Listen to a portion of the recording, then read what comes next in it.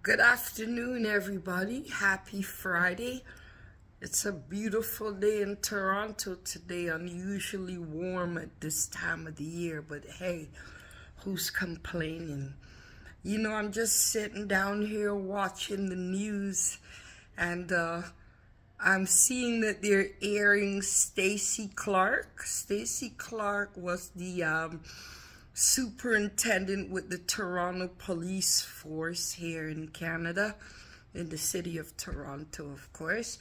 And she was demoted for 2 years and then following to be evaluated whether she can be reinstated as the superintendent of Toronto. They say because she helped other black police officers cheat to pass their test requirements.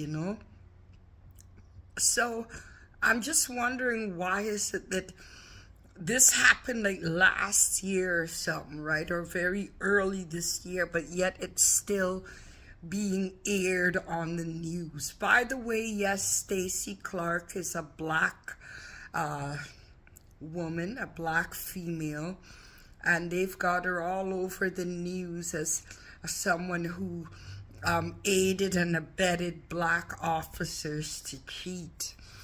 And I find that so, hilarious, because why is it that when police unlawfully arrest black youths, we don't see them on the news? And I'm not just talking from what I observe. This is a personal thing for me, because I have a son who was basically hijacked in front of a grocery store as a mistaken identity. They mistook my son, who was working 2 jobs at the time, was a corporal in the Air Cadets, graduated from high school, not into any gang related or associated with any gangs or gun violence, yet coming out from a grocery store with a carton of orange juice and a chocolate bar. The special task force held him at gunpoint. Yes, he had to get down on that dirty, filthy concrete, and they held him at gunpoint. Now, can you imagine how scared he was? You don't call that cheating the black race? Cheating black youths of their dignity, cheating them of the concept of innocent until proven guilty.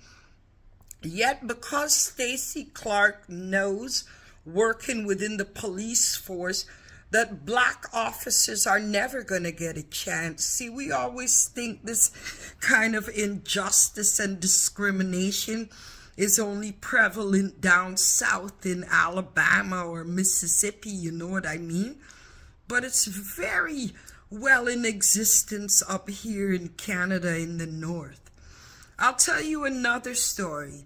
On the 1st of September, my unarmed son, who was trying to, protect some young kids at a community event, was shot in the process of doing so. He never had any possession of a gun, nothing of the sort.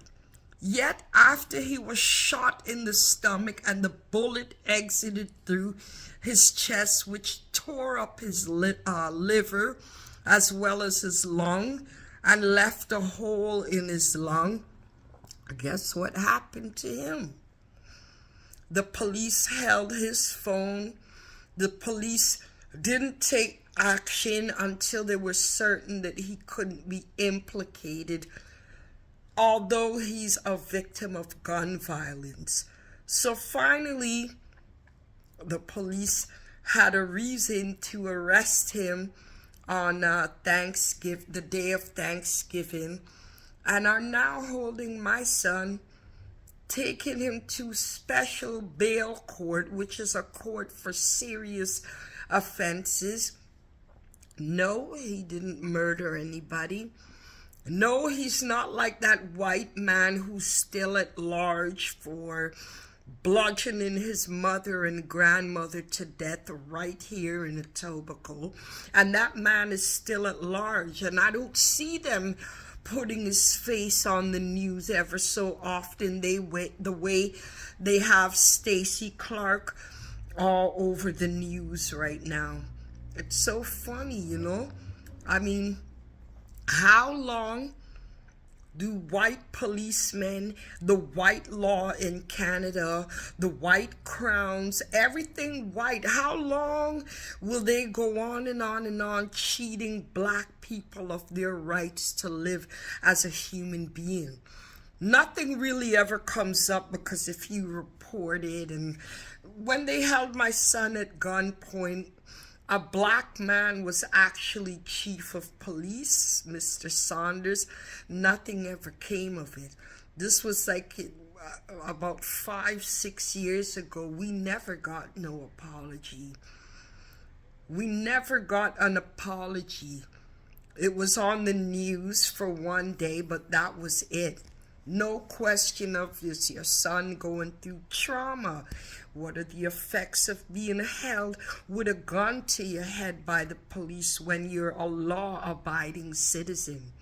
Nor with my son, who was a victim of gun violence on September the 1st.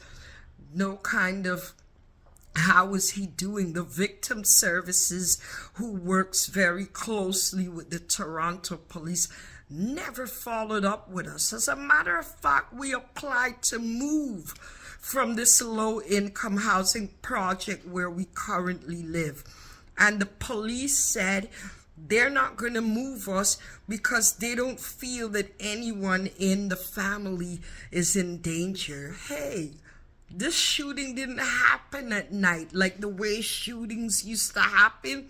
It happened in broad daylight before 6 o'clock. It happened at 2 p.m. in the afternoon. And you want to say you don't think anyone in here is in any danger? Yet, I see Stacey Clark, a black woman who knows the injustice, the societal issues, black people were always on the wrong side, you know? And because she decided, look, going the straight way in this country as a black person, it doesn't work. Because no matter what, we're always going to break their law. You know how? Just because we were born black. So this superintendent with the Toronto Police Services, she knows racism exists even within entities where they are supposed to uphold the law and be fair and live up to their charter of rights and freedom in this country. If she did not know, as the police superintendent in the city of Toronto, that they are not fair, and they will always marginalize and find validations why black people are always being held back in this country, she wouldn't have taken it upon herself and did vigilante justice and let them black policemen go through. I have a question for my black community now. Are you guys still satisfied? I don't hear nobody talking about what happened to Stacey Clark, a black woman who just wanted to give other black upcoming police officers a chance. Nor do I see the white ones who cheat the black people in this city worldwide. You cheat us out of our dignity. You cheat us out of equality. You cheat us out of so many things. My question is, before I go, when are we going to see you on the news? When will we see you held accountable?